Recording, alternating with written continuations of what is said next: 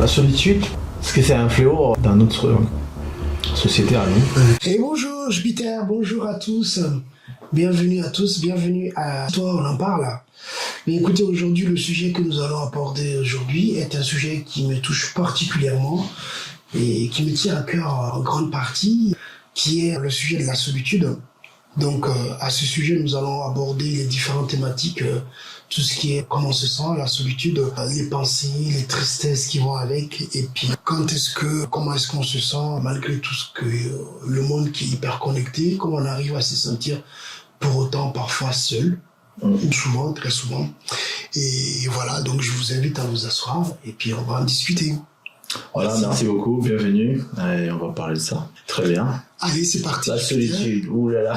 Jupiter, ce sujet, je me sens vraiment enthousiaste de vous en parler aujourd'hui, vraiment parce que c'est quelque chose qu'on en parle énormément, Jupiter et moi, en privé, très souvent, parce qu'on pense à nos familles, parce qu'on pense aussi à nos entourages, nos proches. Et il nous arrive, en tout cas, j'ai souvent l'habitude d'échanger avec lui sur beaucoup de sujets où il se sent seul. Et c'est de là qu'est partie l'inspiration de ce sujet. Voilà. Et aussi une étude qu'on a regardée. Oui, et l'étude est venue nous renforcer la conviction qu'on avait, mais on n'arrivait pas à comprendre que avec tout ce qu'il y a aujourd'hui, malgré, je disais à l'intro, le monde hyper connecté, comme disait sur le précédent épisode, si vous avez suivi, malgré cela, les gens quand même se sentent toujours seuls. Parce qu'on avait abordé le précédent chapitre qui était l'amitié, et là on aborde la solitude et voilà. Voilà, ça fait une jolie transition puisqu'on parle justement, je faisais l'argumentaire comme quoi la quantité versus la qualité de l'amitié. Ouais. Et ça fait une parfaite transition pour parler de la solitude. Ça rejoint en fait ce qu'on disait par rapport au changement et un petit peu nos parcours assez spécifiques. C'est ça. Comme dans chaque endroit où on allait, on devait créer des amitiés. Mais ensuite, il fallait être intentionnel dans la construction ou dans le maintien de cette amitié-là. Et du fait que moi, mon parcours m'a amené un petit peu à vivre un petit peu, soit en Asie, soit en Afrique, en Europe. Et voyager tout seul. Et voyager. Voilà, voyager tout seul, parce que toi, tes voyages, c'était pas avec la famille, contrairement à moi, qui voyageais particulièrement avec les parents et ma famille. Ouais. Voilà. C'est juste, je dirais que c'était juste toujours une quête en fait, que ce soit des situations professionnelles ou d'amélioration de ma vie, ou peut-être que ce soit un petit peu aussi une époque un peu plus dramatique. Okay. Je dirais la solitude a embarqué un petit peu plus, je dirais un peu plus récemment en fait dans ma vie. Elle a embarqué un peu plus dans ma vie parce que pour maintenir le lien entre les relations différentes que j'avais, ça demande énormément de travail et énormément d'énergie on n'a pas énormément d'énergie. Mais tu fais l'introspection, en faisant l'introspection sur moi-même, je pense qu'il y a ce côté-là de la solitude qui commence à un petit peu rentrer dans la maison, quoi. Mais les gens qui nous regardent aujourd'hui, les gens qui nous écoutent, en tout cas depuis là où ils sont, parmi eux, bon nombre, on a vu les statistiques, aujourd'hui on est beaucoup nombreux à se sentir seuls, malgré tout ce qu'on dispose pour pouvoir tisser des liens avec les gens, mais on est seul aussi pour des millions de raisons, il n'y a pas une raison en particulier. Mais une des expériences qui t'a amené à te sentir seul, la plus récente, est-ce que tu veux bien la partager avec nous aujourd'hui? Je dirais que tout d'abord, c'est le constat en fait de ce changement d'endroits différents que tu dois recommencer en fait. Ok. Je dirais que en arrivant en France, après avoir été dans énormément de pays, voyagé, ou étant dans un environnement hyper, pas stimulant, je dirais, mais moi j'habitais à Dubaï pendant 10 ans. Okay. Dans un environnement où j'habitais avec, je sais pas moi, dire 400-500 personnes dans un immeuble. Tu vois, t'es dans un environnement stimulant où tu as énormément de gens autour de toi, que ce soit professionnellement et personnellement. Okay. Puis tu arrives dans un environnement en France où tu dois tout reconstruire, sachant que j'ai pas vécu à Paris. Okay. Donc j'avais pas énormément, mis à part les amitiés qui tournent autour de ma famille, mais moi, mes amis à moi, directement, ils n'étaient pas à Paris. Ils étaient un petit peu restés à Dubaï ou un petit peu partout dans le monde. Donc tu dois recommencer. Donc ayant vécu une expérience assez chargée, retomber dans un environnement où tu dois tout recommencer à tisser des liens, et en plus peut-être que vous n'avez pas vous aurez même avec les mêmes centres d'intérêt, mais peut-être vous ne comprenez pas la barrière de la langue, parce qu'il faut avoir des affinités par rapport aux éléments que vous avez grandi ensemble, des affinités film, musique, ou des petites choses comme ça en fait. Ça fait que de face, j'ai trouvé un peu plus difficile en fait de créer ces connexions-là. Malgré que je suis super extraverti, c'est-à-dire je me donne le mien, et bon après c'est laborieux, et puis surtout tu te trouves dans une phase de ta vie où peut-être les gens ne sont plus dans cette phase-là de sortir, ou peut-être moi j'avais pas trop envie de sortir, mais les gens sont un peu plus casaniers, et donc ensuite maintenant tu vas approcher les gens, commencer à créer des liens, c'est un peu plus difficile. Et du coup, toi, tu te renfermes, sans forcément que ce soit intentionnel. Mais du coup, ça commence à créer un feedback, un cercle où tu commences à questionner sur un nombre de choses. Ou quand tu as une interaction avec quelqu'un, si cette interaction ne se passe pas bien, subjectivement, ben, tu commences à te questionner, mais qu'est-ce que j'ai fait, qu'est-ce que j'ai dit? Et tu vois, ça commence à rentrer dans pas un enfer, mais un cercle de questionnement non constamment, quoi. Mais comment tu expliquerais alors, du coup, je comprends. Donc, si on résume bien ce que tu m'expliques, c'est les voyages, là où tu étais dans un environnement où il y avait du monde, et après tu vas dans un environnement où il y a pas trop de gens que tu connais, donc du coup, tu sens la solitude à ce niveau-là. Mais les statistiques nous disaient que aujourd'hui, on parle particulièrement de la France, hein, que aujourd'hui, au moins 50% de la population française se sent seule, et qui sentent la solitude. Comment toi, de par ton expérience, parce que je ne veux pas parler au nom des Français, puisque je ne peux pas le faire, et je ne le souhaite pas, je n'ai pas cette prétention-là, mais toi, comment toi, tu le vis, toi, cette expérience de solitude à ton niveau? Et au niveau de tes expériences, tu m'as parlé du Dubaï, est-ce que tu l'as vécu, la solitude, relation amoureuse ou amitié ou autre, ou même vis-à-vis de ta famille? Est-ce que tu le vis, toi, la solitude à ce niveau-là? Oui, en fait, c'est des différentes étapes, parce que même commençant dans le sphère perso, déjà, il faut toujours avoir cette intentionnalité de garder les liens. Mais c'est très, très difficile. Parce qu'il y a un arrachement avec les amis qui est assez loin. Donc, parce que chacun a des priorités différentes, même si tu comprends. Et souvent, même si tu dis, oh, j'ai énormément d'amis, toi, tu penses qu'il y a des amis, bon, il y a tu te rappelles, juste avant, je disais, il y a différents cercles d'amitié. Et surtout quand il y a quelque chose qui arrive, là où tu vois qui sont tes vrais amis. Oui, dans l'épisode 10, on avait parlé de l'amitié, les cercles d'amis. Et là, sur cet épisode qui est là, cet épisode 11, forcément, on fait la connexion. C'est ça. Ce truc de solitude. Et puis donc voilà, donc tu dis, mais tu commences à vraiment, et moi je commence à vraiment à avoir une introspection où je me dis, ok, j'aimerais vraiment avoir un cercle d'amitié assez, peut-être pas restreint parce que j'ai pas envie d'avoir 100 millions d'amis, mais elles sont pas c'est pas de qualité, quoi, tu vois ce que je veux dire, parce que s'il y a un moment, la vie est dure, donc s'il y a des moments durs, tu veux que les gens soient là pour toi, ou toi tu veux être là pour les gens, tu vois ce que je veux dire. Et puis même sentimentalement, souvent quand il y a des relations qui se concrétisent pas, oui, donc souvent tu es amené aussi à regarder en fait moi je considère ça comme un échec, ou ce que tu as fait bien, ou ce que tu n'as pas fait bien, et ensuite et après tu prends des résultats, on dirait un PowerPoint. Je suis pas là pour te juger. Tu regardes comment tu vas t'améliorer ou ne pas reproduire les mêmes erreurs, tu vois ce que je veux dire. Mais comment tu peux avancer, quoi? Comment tu peux t'inspirer de ce qui s'est passé pour faire différemment? Voilà. Ok. Et c'est un peu plus difficile parce que les occasions ne s'y présentent pas, et puis surtout aussi moi je pense que j'ai approché un petit peu la situation un peu plus différemment parce que c'est-à-dire quand tu t'es approché différemment, j'ai pas envie de me brûler. Pourquoi? Mais parce que tu viens de te brûler. Brûler. Oui, mais c'est pas parce que tu t'es brûlé dans une relation qui a été difficile ou une relation, peu importe comment tu le qualifies, qu'il y a une expression qui dit que quand on tombe du cheval, il faut remonter. Je suis d'accord, ouais. Et du coup, si tu dis que t'as pas... Mais si tu tombes plusieurs fois, ça veut dire que quand même, tu n'as pas appris la leçon, non? Tu penses pas? La vie, on tombe combien de fois dans sa propre vie? Oui, je suis d'accord qu'on tombera jusqu'à la fin, le dernier jour. Et on sera toujours seul. Je pense qu'on est né seul. Oui, on est deux seuls. Et Oui, on va mourir seul. Oui, c'est vrai, oui. Donc, la solitude, je pense, en humble avis, parfois aussi, ça fait partie des choses de la vie. Ça nous... Mais c'est la gestion. Moi, je pense que c'est la gestion.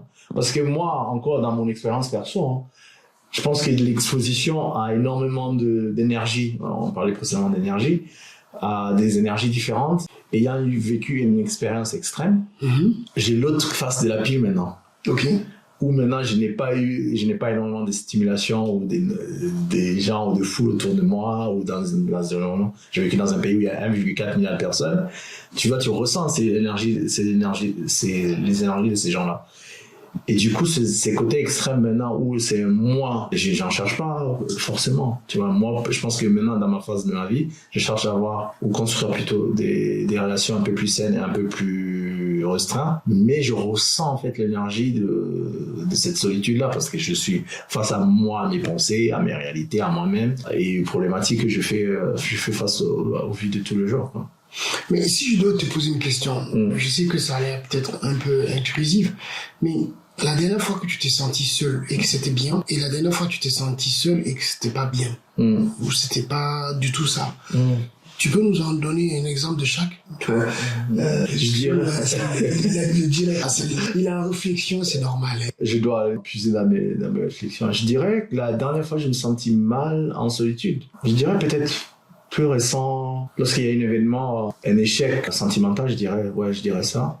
Ce côté-là, sentimentalement. Peut-être c'est ma phase maintenant où tu rentres et tu as des aspirations différentes. Donc je dirais un échec sentimental, donc tu dois faire face au bien ou pas bien ce que tu as fait. Quand tu dis l'échec sentimental, tu nous expliques pas, on comprend pas trop. Moi personnellement, je comprends pas trop. T'es malade. Quand tu dis un échec, je te demande pas de me parler de relation. Moi je connais l'histoire. Moi je connais les gens qui le savent. Ils n'ont pas forcément envie d'en savoir davantage, mais ce qui les aide. J'avais jeté des pierres. Vas-y, attention, c'est pas ça le but. Ouais. C'est de comprendre en fait, tu vois, qu'est-ce qui fait qu'en fait, quelle sensation tu ressens? Parce que tu dis un échec, mais la solitude, on est d'accord que parfois c'est pas agréable. Parfois on veut comprendre quelle phase qui n'est pas agréable pour aider aussi peut-être les gens qui nous écoutent, qui traversent ces moments-là, qui se sentent, tu vois, qui se sentent aussi comprises de fois, qui puissent être compris par ce que nous on dit, que ce soit les femmes ou hommes, hein, qui puissent. Je dirais qu'il y a ce côté humain de besoin de créer des relations. En fait, on est social, on est des êtres sociaux. Tu veux être comprise par quelqu'un d'autre. Et donc, tu as le sentiment, ou du moins dans mon cas, dans mon exemple, je dirais, j'avais l'impression d'être comprise par l'autre personne. D'accord? Okay. Et en fait, je pense que de son côté, de cette personne-là, en fait, on sait pas, et de mon côté aussi, on sait pas, il y avait une incompréhension entre les deux personnes. Okay. Et du coup, après, je sais pas ce que la personne pense, parce que la personne n'est pas là. Oui, mais on parle de mon côté là. Je pense que c'est en fait cette incompréhension-là qui fait qu'en fait, tu rentres dans une moule de réflexion de dire qu'est-ce que je n'ai pas fait ou ce que je n'ai pas fait bien, et du fait qu'est-ce que je pourrais m'améliorer. Et du coup, ça rentre dans une introspection parce que tu pensais, attends, mais j'avais dit ça, j'avais fait ceci, donc je me sentais comprise. Et normalement, tu dis, si je me sentais comprise, peut-être l'action devait être différente, les résultats devaient être différents. Mais bon, après, ce n'est pas le cas. Mais alors, c'est où le lien avec la solitude alors? Ben, la solitude rentre en fait dans le sens que tu cherches à créer cette connexion-là. Mais que tu n'arrives pas. Et en fait, tu penses que tu as créé cette connexion-là, mais cette connexion-là, en fait, c'est... Et c'est là où tu te sens seul. Ouais. C'est déchirant, en fait. Et là, tu sens la solitude rentre là. En fait, c'est-à-dire que toi, tu pensais que tu as investi dans une relation ou dans cette connexion-là, et la personne... Du moins, la personne où cette connexion en fait n'est pas réceptive, et du coup en fait c'est un vide. Et quel conseil, toi qui l'as vécu, tu pourrais donner aux gens qui nous écoutent? Quel conseil? Ou même approche, ou même partager ton expérience pour aussi les aider, ceux qui le vivent. Holy smoke. Qu'est-ce que je dirais aux gens? Je dirais que en fait il faut être sincère envers qui que ce soit, et je pense, comme tu disais, ça avec l'analogie du cheval, il faut être sincère avec les relations qu'on a avec les personnes. Après, c'est très difficile parce que tu sais pas, tu contrôles pas tout en fait. Tu contrôles pas la façon que tu rencontres la personne, tu contrôles pas les éléments autour de Je connais pas sa situation, donc c'est une femme, son situation à lui. Mais l'autre personne aussi peut être blessée en fait, ou peut être un petit peu dans le mal. Et c'est un peu plus difficile de vraiment exprimer ses sentiments, ou tu vois, les rencontres. Et ce sont des choses qui, en plus, prennent du temps.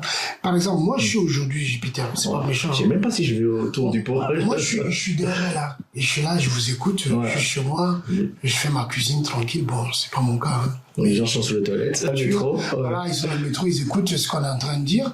Et cette personne, elle se sent seule. Parce que ce soit sur le plan amoureux, elle a eu des échecs amoureux, ça n'a pas marché, elle se sent seule. Ouais. Ou cette personne se sent triste parce que elle a des pensées où elle se sent incomprise, tout ça. Tu dis que bien évidemment, des fois, tu fais des actions, tu penses que la personne a compris ou pas, et que ça marche pas. Ok, tout ça, on est d'accord. Mais toi, quel impact ça a sur toi? Quelle difficulté? Comment tu traverses ça? Est-ce que c'est les amis qui t'aident? Est-ce que c'est parce que tu médites? Est-ce que tu fais du yoga?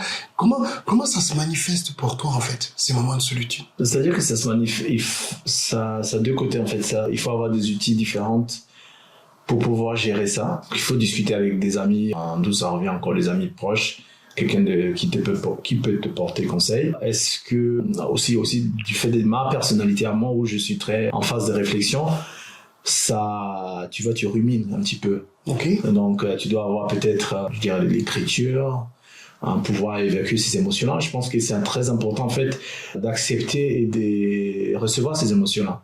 Parce que précédemment, j'aurais tendance à un petit peu balayer et les cacher ou les faire fuir quelque part et pour les ignorer. Non, mais les accepter. Ouais, je sais, non, pas ignorer, mais les accueillir et savoir qu'ils sont là en fait. Et je pense que dans la phase où je suis aujourd'hui, maintenant j'ai un peu plus dans une phase où j'accepte de les accueillir. Donc je donnerai un conseil à quelqu'un qui traverse ce moment-là de les accueillir quand même, de savoir qu'ils sont là et de les honorer. Donc c'est-à-dire par l'écriture, c'est sachant que la personne n'a pas d'amis, a été trahie ou a été déçue parce qu'une relation s'est mal terminée, elle se sent seule, elle nous écoute, et elle voit que voilà, on parle de solitude, et bien évidemment, on prétend pas avoir une baguette magique, on ne sait pas s'il y a une méthode qui marche plus qu'une autre, mais ce qui est important, c'est de partager ce qu'on ressent à ce moment-là. Moi, je sais que en parlant de mon cas, les fois où je me suis senti seul, c'est souvent dans les défaites. Moi, je me sens seul dans les défaites. C'est dans ces moments-là que je me sens seul. Dans les victoires, il y a un vieux dicton qui dit que dans la victoire, je crois que c'est la défaite qui est orpheline, et la victoire, elle est pour tous. Et c'est vrai que, étant ancien sportif, lorsque on gagnait les matchs ou on avançait dans des compétitions, ou même sur le plan professionnel, quand j'atteignais mes objectifs, tout le monde était satisfait. Bien évidemment, tout le monde était satisfait. Et parfois, quand les choses ne se passaient pas bien, que ce soit sur l'aspect sportif ou professionnel, ou même privé, alors un peu moins dans mon cas en privé, c'est plus sur le plan professionnel que tu ressens la solitude à ce moment-là. Tu vois, et moi je sais qu'en ce qui me concerne particulièrement, c'est plus des moments où je sais pas forcément me questionner, parce que je n'ai pas peur. Je n'ai pas peur parce que je suis quelqu'un qui a toujours eu ce sentiment que je suis né dans un siècle qui n'est peut-être pas le mien. C'est-à-dire que mon cerveau est constamment en réflexion, en analyse, et puis aussi, j'ai grandi dans un milieu où, mais en fait, j'ai baigné dans un milieu où on m'a appris à avoir confiance, tu vois. Vraiment confiance, parce que je pars de quelque part et que là où je vais arriver, peut-être que les gens ne seront pas toujours d'accord. Et les choses qu'on m'a dites plus jeune, lorsque j'ai voyagé, et bien ces choses-là, par exemple l'histoire de mon continent, parce que moi je suis certes français, mais je suis aussi malien. Voilà, j'ai les deux nationalités. Et en voyageant, et bien les gens, je garde la culture africaine avec moi. Et l'histoire qu'on m'a racontée, par exemple, de l'Afrique, des rois, des royaumes, toutes ces choses qu'on m'a apprises, et bien c'est des choses que moi je savais à bas âge. Par exemple, je donne un exemple qu'aujourd'hui beaucoup de gens découvrent. Mais par exemple, nous on savait que par exemple il existait une charte de Mandel qui fut pour nous la première déclaration des droits de l'homme. Tu vois. Et quand tu arrives quelque part et que tu sais que cette vérité-là et qu'on te dit il y a une autre vérité, ben tu as l'impression de te sentir seul.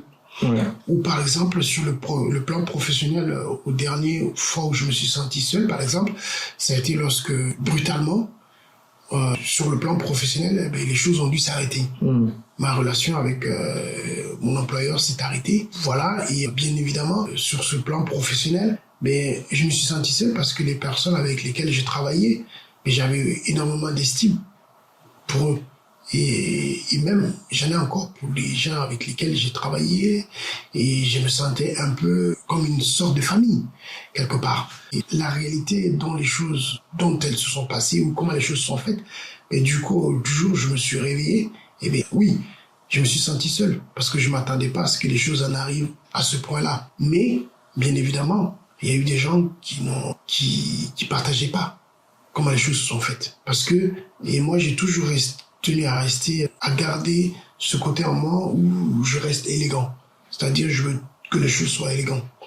J'ai toujours voulu, dans mes relations, faire en sorte que ce soit amoureuse, amicale ou professionnelle ou autre, je veux que les choses restent élégantes. Ouais. Voilà, parce que, en tout cas avec de la classe, tu vas rester classe.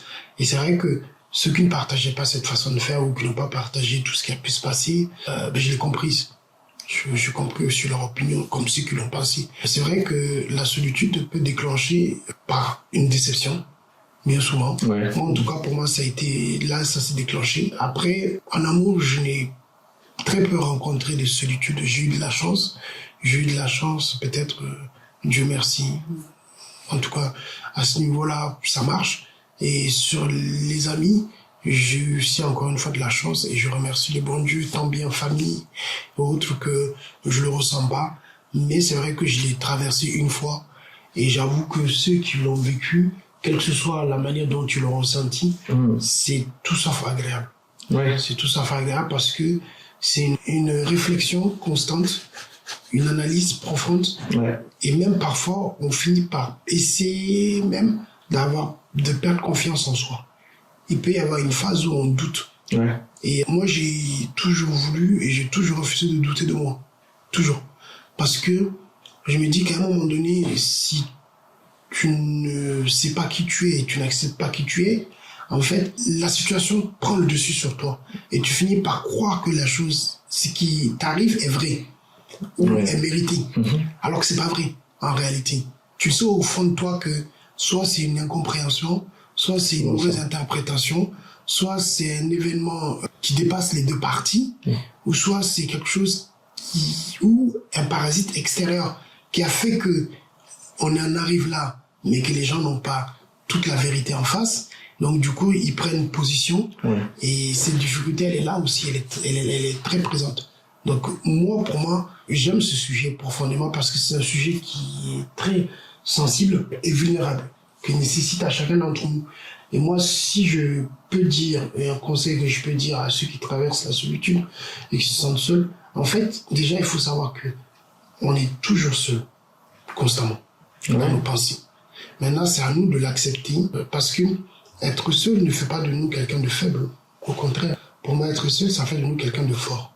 Maintenant, si on traverse la solitude, parce qu'on a traversé des épreuves injustes, ou des épreuves incomprises, ou des épreuves où on a fait victime d'injustice, ou même de maladresse, ou peu importe la manière dont ça a pu être fait, eh bien, à ce moment-là, alors, le conseil que je donnerais à ces personnes-là, c'est de regarder autour d'eux, ils ne sont pas seuls.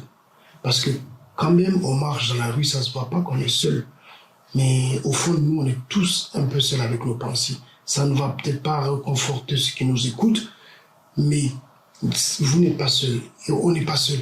Parce que moi, quand j'étais dans ces moments-là tristes, eh bien, je recevais des messages. Et j'ai reçu des messages par des gens que je ne pensais même pas un jour qu'ils allaient me contacter. J'ai reçu des messages par des gens qui ont découvert une version de l'histoire qui n'est peut-être pas ma version, ou qui n'est peut-être pas la version, en tout cas, qui, dans le cadre de nos cas professionnels, et ces personnes-là m'ont quand même témoigné leur soutien. Et ça, c'était le plus beau cadeau qu'ils pouvaient me faire.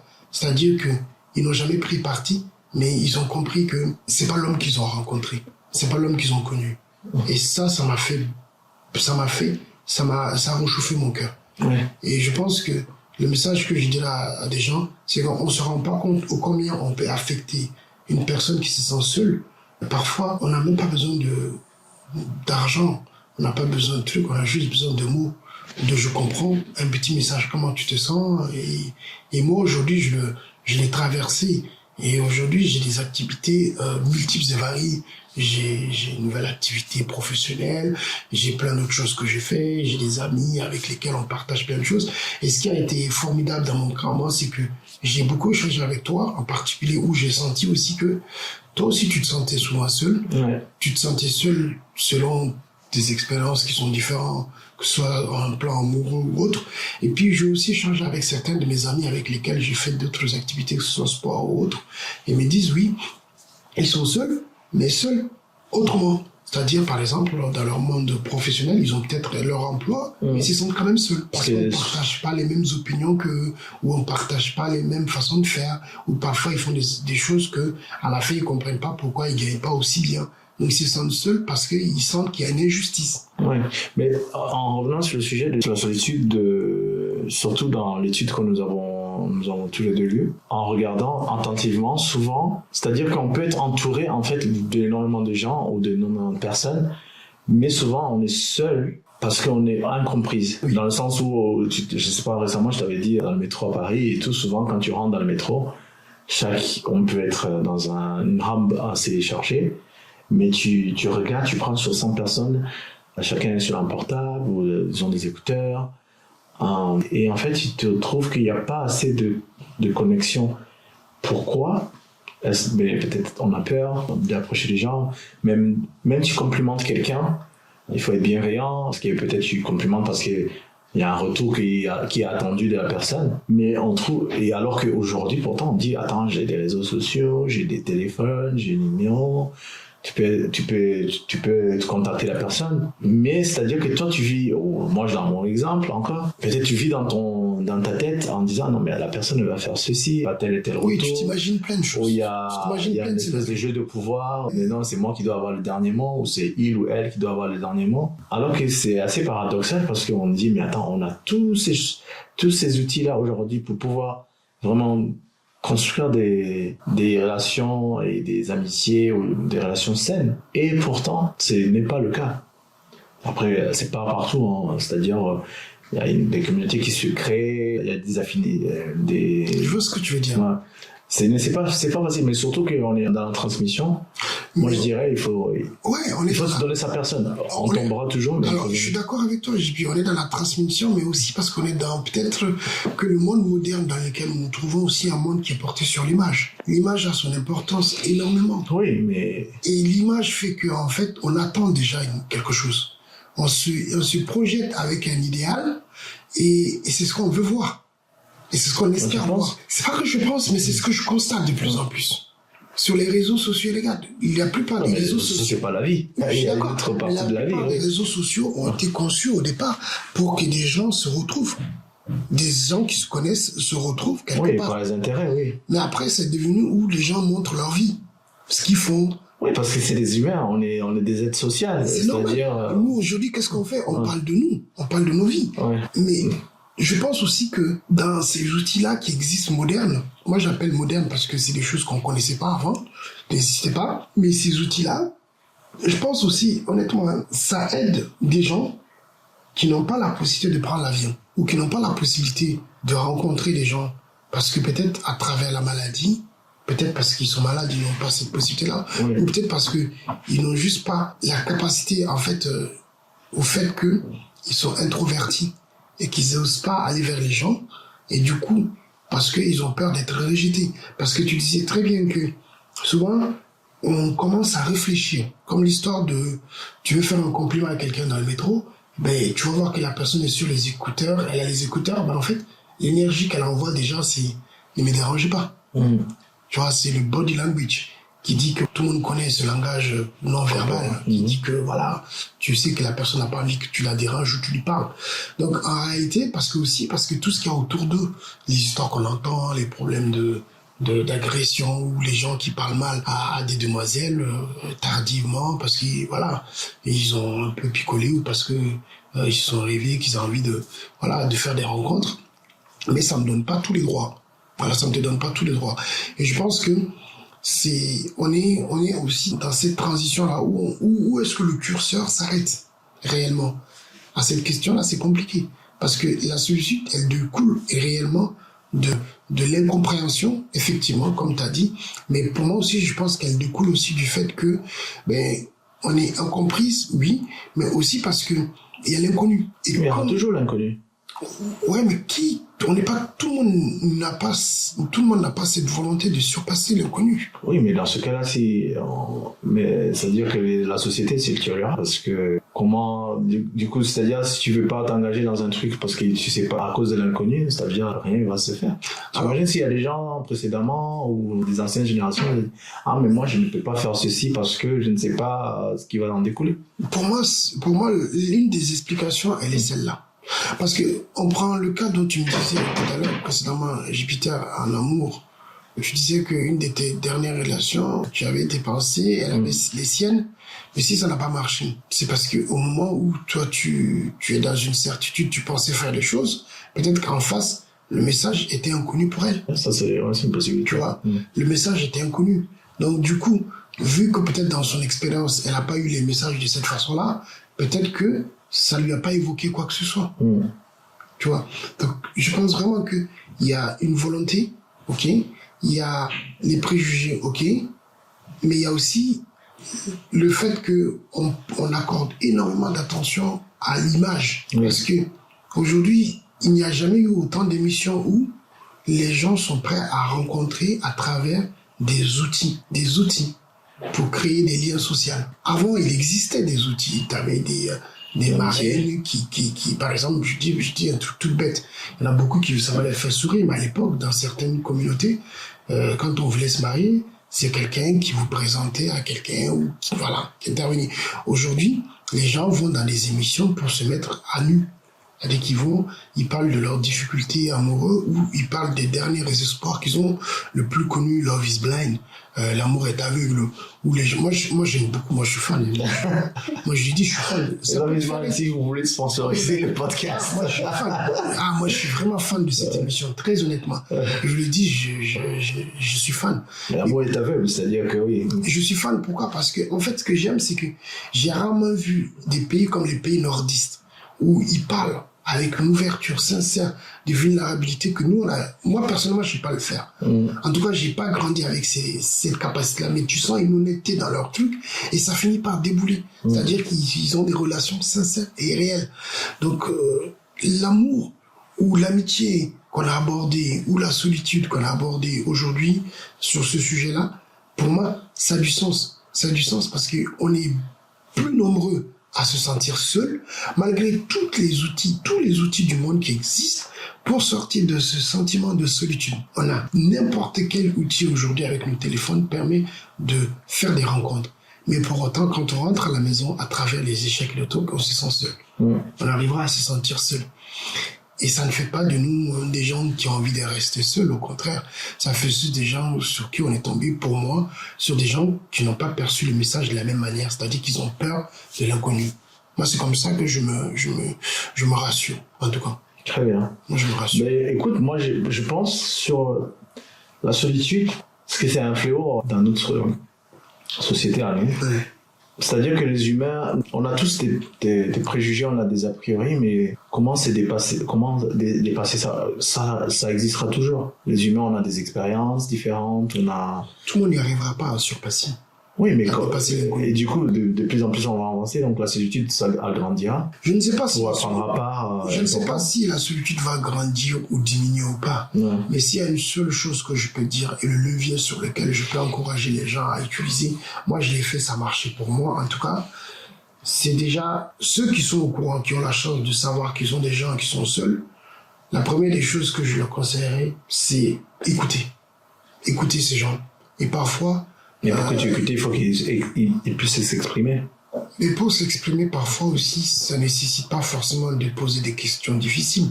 C'est juste de demander à la personne comment elle va. Et quand on connaît les gens, parfois ils vont nous dire ça va. Mais ça va, ça veut dire... Il y a ça va et il y a ça va. C'est ça va parce que j'ai pas envie de perdre la face. Ouais. On en parlait tout récemment, je te parlais du cas Ou en Asie, comme à la Chine, tu as des gens, ils payent des entreprises pour qu'ils leur donnent des possibilités d'avoir un poste dans une entreprise pour se snapper. C'est-à-dire pour prendre des photos de eux dans une salle de réunion pour pouvoir dire à leur famille qu'en réalité, ils ont un travail, alors qu'ils sont pas de travail. Et c'est de la solitude. Donc pour gober ces solitudes-là, pour avoir la peur du rejet de la société parce qu'ils n'ont pas de travail, mais en fait, ils se mettent là. Ils payent ces entreprises alors qu'ils n'ont même pas l'argent au départ. Ils payent ces entreprises. Et je vous invite vraiment à regarder. Je l'ai découvert et j'ai été choqué quand j'ai découvert ça. Je me suis dit, en fait, tu vois, ça, cette solitude, elle est profonde. Il y a un vrai malaise.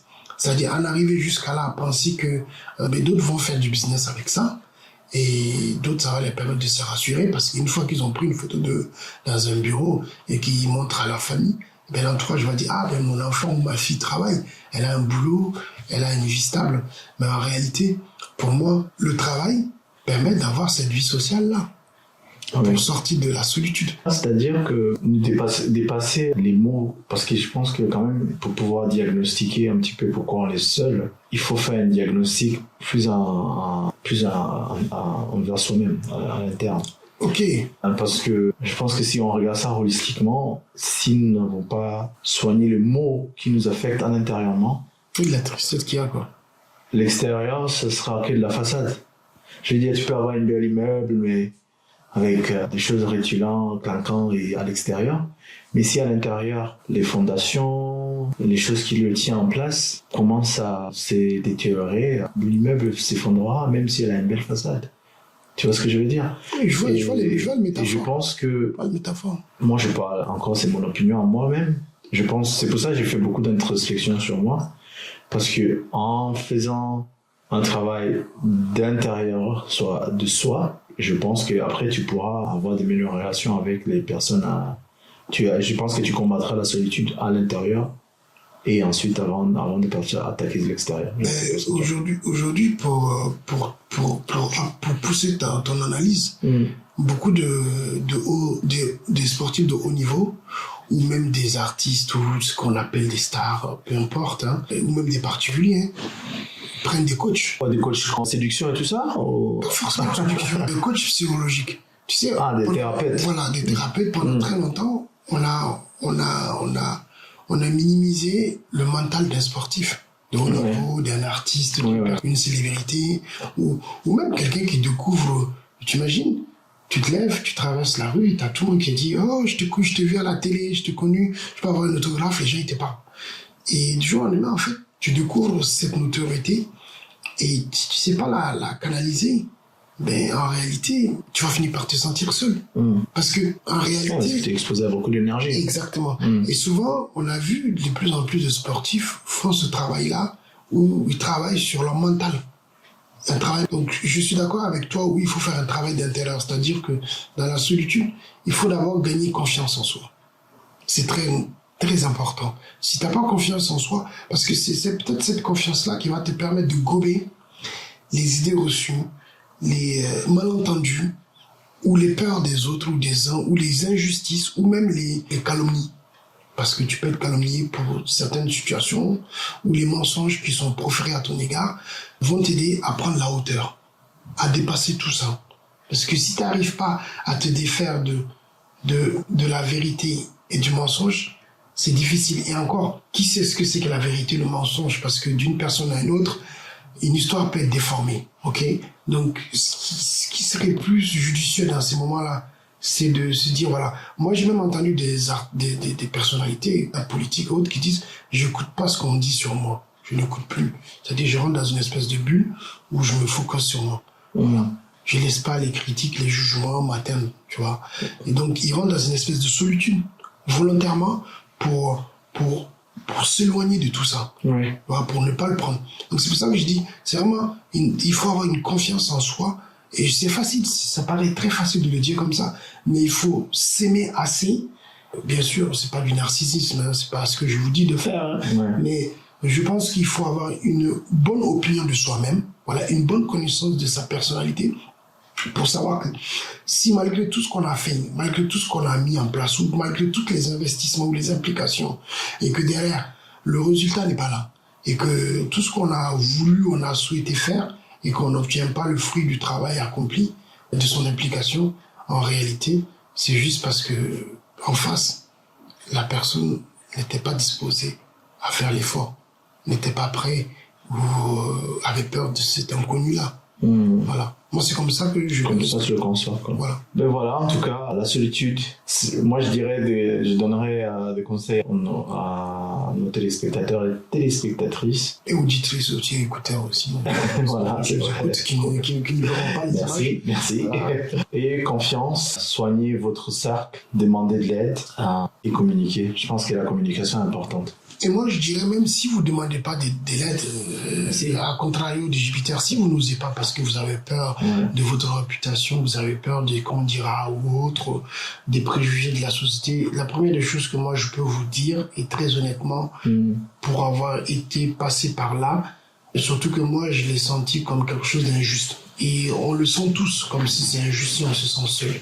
Et l'une des choses que je vous dirais fortement, c'est asseyez-vous. Une fois que vous avez fait ce qu'on appelle le réintrospection, vous avez commencé à vous analyser autre, et bien, dites-vous que si vous en êtes là, c'est certainement peut-être pas à cause de vous. Vous n'êtes peut-être pas le seul responsable de la situation. Il y a peut-être un ensemble de choses qui est venu impacter et qui a eu un effet dans la décision. Donc parfois, vous n'êtes que le dommage collatéral d'une situation auquel vous n'êtes pas du tout, vous n'étiez pas préparé. Voilà. Et je vous invite à vous rappeler que c'est aussi pour ça qu'on a appelé cette émission Assis, on en parle, pour éviter que les gens pensent qu'ils détiennent la vérité. Nul ne détient la vérité. Je suis persuadé, nous sommes tous uniques et nous avons tous nos forces et nos faiblesses. Et avoir des faiblesses ne fait pas de nous des gens faibles. Au contraire, ça fait de nous des gens intelligents, consciencieux, parce que il n'y a pas de super-homme sur cette terre. Nous ne sommes tous que des énergies et nous sommes tous voués à nous rencontrer, à échouer, à réussir, à pleurer, à rire, à être triste. Mais en fin de la journée, après tout ça, on rentre dans le lit, on est toujours seul. On se retrouve dans notre jardin secret, dans notre cerveau, où on sera seul. Donc n'ayez pas peur. Voilà, vous n'êtes pas seul.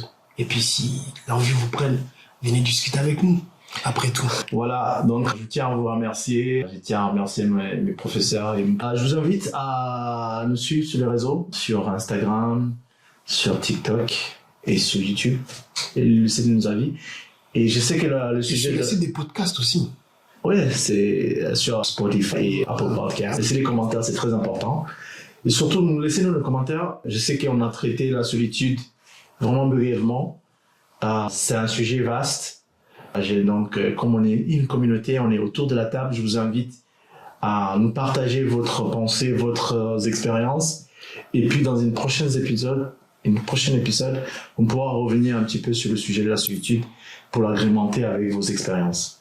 Et je vous invite sincèrement à nous suivre sur les réseaux et je vous remercie en tout cas de votre temps et votre présence. À très très bientôt. Merci beaucoup. Merci et à très bientôt et prenez soin de vous.